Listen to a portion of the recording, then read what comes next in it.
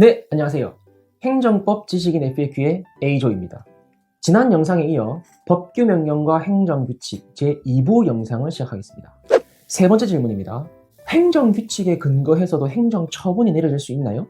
제1부 영상에서 살펴봤듯이 행정처분이라는 것은 법 집행으로서의 공권력의 행사, 구체적으로 말하면 국민의 권리나 의무에 직접적으로 일정한 영향을 미치는 행위입니다.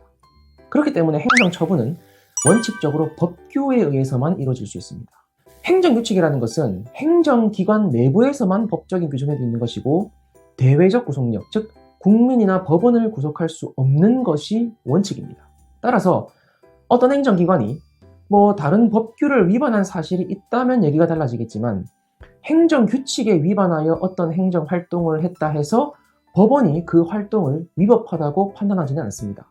마찬가지로 어떤 행정기관이 행정규칙에 위반하여 어떤 행정활동을 했다 해서 국민이 그 활동을 대상으로 소송을 제기할 수도 없고 다른 소송에서도 그 활동이 행정규칙을 위반했기 때문에 위법하다 하고 주장할 수도 없습니다.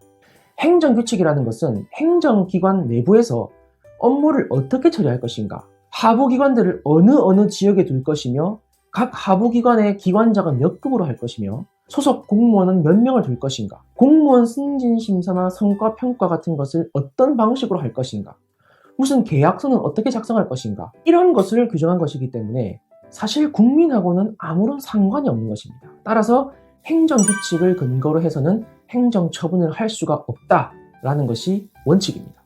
그러나 여기에도 예외가 있습니다. 100% 그런 건 아니고 분명히 법규성 없는 행정규칙이라 해놓고 거기에 근거하여 이루어진 처분이 항고소송의 대상이 되는 행정처분이라고 판시한 판례가 일부 있습니다.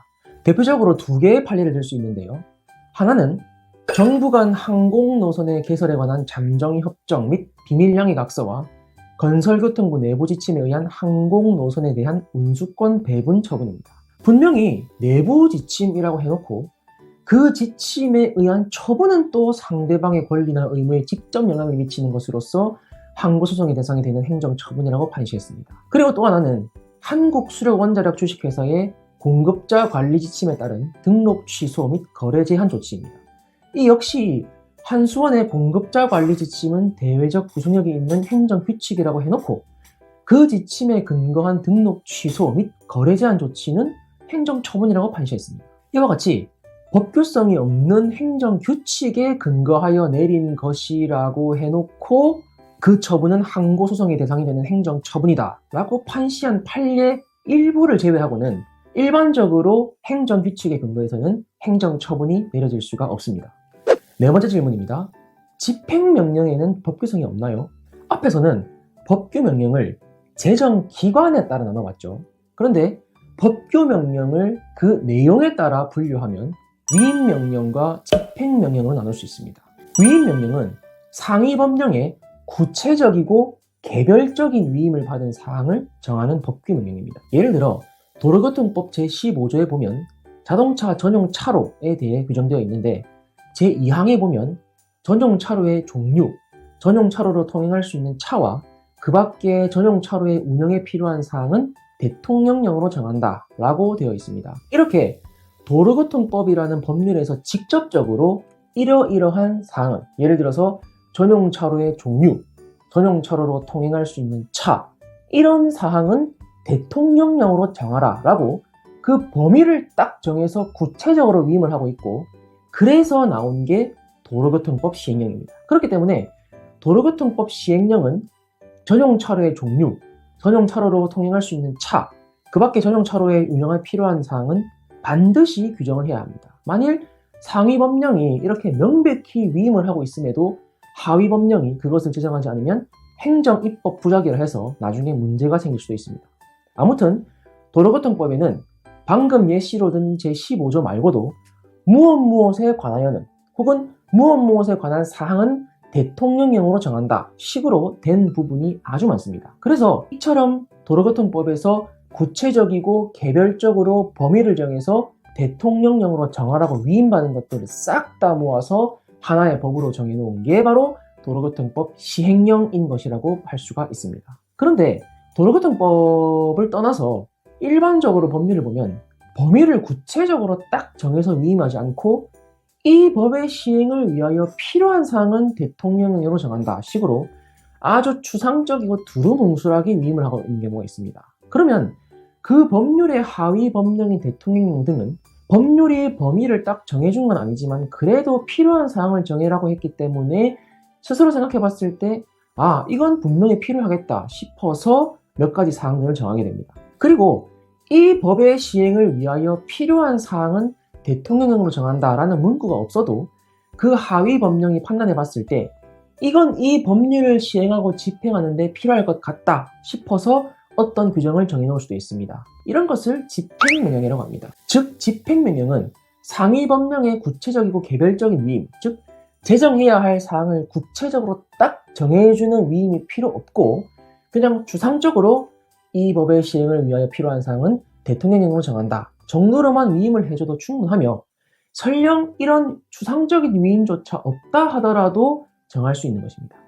그렇다면 이것은 상위 법령에 구체적인 위임 없이 제정된 것이기 때문에 법규성이 없는 걸까요? 아닙니다. 집행명령도 법규명령입니다. 아니, 상위 법령에 구체적인 위임이 없는데도 어떻게 법규성을 지닐까요? 바로 헌법에 일반적인 근거가 있기 때문입니다. 대한민국 헌법 제75조 대통령은 법률에서 구체적으로 범위를 정하여 위임받은 사항과 법률을 집행하기 위하여 필요한 사항에 관하여 대통령령을 발할 수 있다. 제95조 국무총리 또는 행정각부의 장은 소관사무에 관하여 법률이나 대통령령의 위임 또는 직권으로 총리령 또는 부령을 발할 수 있다. 즉 이렇게 헌법에서 집행명령을 정할 수 있도록 근거를 부여하고 있기 때문에 굳이 상위 법령이 구체적으로 위임을 해주지 않아도 하위 행정기관은 집행명령을 정할 수 있으며 그 집행명령이 법규성을 지닐 수가 있는 것입니다. 다만 상위 법령의 구체적인 위임을 받지 않았기 때문에 국민의 권리나 의무에 대해 새로운 사항을 규율할 수는 없다는 한계는 있습니다. 다섯째, 법규명령 형식의 행정규칙과 행정규칙 형식의 법규명령 문제입니다. 앞에서 말씀드렸듯이 시행령 시행규칙은 상위 법령의 위임을 받아 국민의 권리나 의무에 관한 사항을 규정하는 것이 일반적이며 따라서 원칙적으로 법규명령입니다. 그런데 현실에는 이름은 분명히 무슨 시행령 또는 무슨 시행규칙인데 그 내용은 국민을 구속하는 것이 아니라 행정조직 내부의 사무처리 기준과 같이 행정조직 내부에서만 통용되는 것인 경우가 있습니다. 이런 경우에는 이걸 법규명령으로 봐야 하나 행정규칙으로 봐야 하나 혼란스럽습니다. 그래서 학설상으로는 견해 대립이 있습니다. 내용이 그렇더라도 형식이 법규명령이기 때문에 법규명령이다 라는 견해가 있고 이름만 그런 것이지 실질적인 내용은 행정규칙이니까 행정규칙이다 라는 견해가 있고 또 수권 여부 기준설이라 해서 어떤 법의 수권을 받은 것이냐를 기준으로 법률의 수권을 받은 것이라면 법규명령 아니면 행정규칙이라고 주장하는 견해가 있습니다. 일단은 법규로 보는 견해가 다수설이긴 한데요. 우리는 법학을 하는 사람들이 아니죠. 그냥 문제에서 정답만 찍고 넘어가는 되는 사람들입니다. 시험 문제는 학설이 아니라 판례를 기준으로 출제되기 때문에 학설은 그냥 참고만 하시고 판례의 입장을 잘 숙지하셔야 합니다. 결론부터 말하면 판례는 대통령령, 즉 시행령 형식인 경우에는 법규로 보고 총리령이나 부령, 즉 시행규칙 형식인 경우에는 행정규칙으로 보는 것이 주류적입니다. 그렇기 때문에 이름이 무슨 시행령으로 되어 있으면 그 내용이 대외적 구속력이 있는지 없는지를 따질 필요 없이 그냥 법규명령으로 생각하시면 되겠죠. 암기가 필요한 부분은 바로 총리령이나 부령, 즉 시행규칙 형식으로 되어 있는 경우입니다. 이것들은 이름만 보고 판단해서는 안 되고 그 내용을 봐서 국민을 구속하는 내용이면 법규명령, 행정사무처리 기준 같은 거면 행정규칙으로 판단해야 합니다. 그런데 제가 조금 전에 했던 말 기억하시나요? 판례는 대통령령, 즉 시행령 형식인 경우에는 법규로 보고 총리령이나 부령, 즉 시행규칙 형식인 경우에는 행정규칙으로 보는 것이 주류적이라고 했습니다. 그냥 판례는 그렇게 본다로 끝나면 좋을 텐데 굳이 주류적이라는 용어를 쓴 것은 여기에도 또 예외가 있다는 뜻입니다. 대법원은 형식은 시행규칙이면서 내용은 행정사무처리 기준 같은 거라면 대체적으로는 행정규칙으로 보지만 예외적으로 구 여객자동차 운수사업법 시행규칙상의 시외버스 운송사업의 사업계획 변경 기준과 공익사업을 위한 토지 등의 취득 및 보상에 관한 법률 시행규칙상의 보상액 산정 기준은 이름은 무슨 시행규칙이고 내용은 무슨 기준으로 되어 있지만 법규 명령으로 판단했습니다. 적어도 이 두 가지는 암기해 놓는 게 좋겠죠. 그런데 여기서 또 주의할 점은 지금 시행규칙이라는 이름의 법은 법규성이 인정되지 않는 행정규칙이라고 하는 것은 형식과 내용이 일치하지 않을 때, 즉 형식은 시행규칙이지만 내용은 행정규칙적 사항일 때를 말하는 거라는 겁니다. 이 말만 듣고 형식과 내용이 일치할 때도 시행규칙만 보면 이건 행정규칙이라고 했지 라고 생각하시면 절대 안 됩니다. 시행규칙은 원래 법규명령입니다. 그런데 그 내용이 행정규칙적 사항일 때 이제 법규성을 인정하지 않는다는 겁니다. 다음으로 행정규칙 형식의 법규명령입니다. 이름은 무슨 훈령, 무슨 고시, 무슨 지침으로 되어 있지만 그 내용은 국민을 구속하는, 즉 법규성 있는 경우를 말합니다.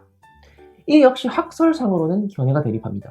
법규명령설이 다수설입니다. 그러나 마찬가지로 문제의 정답만 찍고 넘어가면 되는 우리에게는 학설보다는 판례가 중요하죠. 판례도 법규명령이라고 봅니다. 행정규칙이 그 내용이 법규성이 있다라는 말은 앞서 살펴봤던 시행령이나 시행규칙처럼 그 행정규칙이 상위 법령의 위임을 받았다는 말인데, 그 행정규칙이 위임한 법령의 위임 한계를 벗어나지만 않는다면 위임한 법령과 결합하여 대외적 구속력을 가진다라는 것이 대법원의 입장입니다. 여기서 포인트는 그 행정규칙 단독으로 법규성을 가지는 것이 아니라 위임한 상위 법령과 결합하여 그 상위 법령을 보충한다는 의미에서 법규성을 가진다는 것입니다. 즉 상위 법령과 함께 있을 때 비로소 법규성이 인정된다는 것입니다.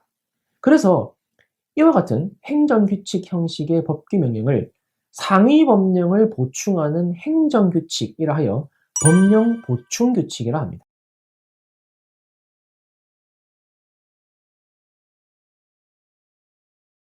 이상으로 이번 영상을 마치겠습니다. 감사합니다.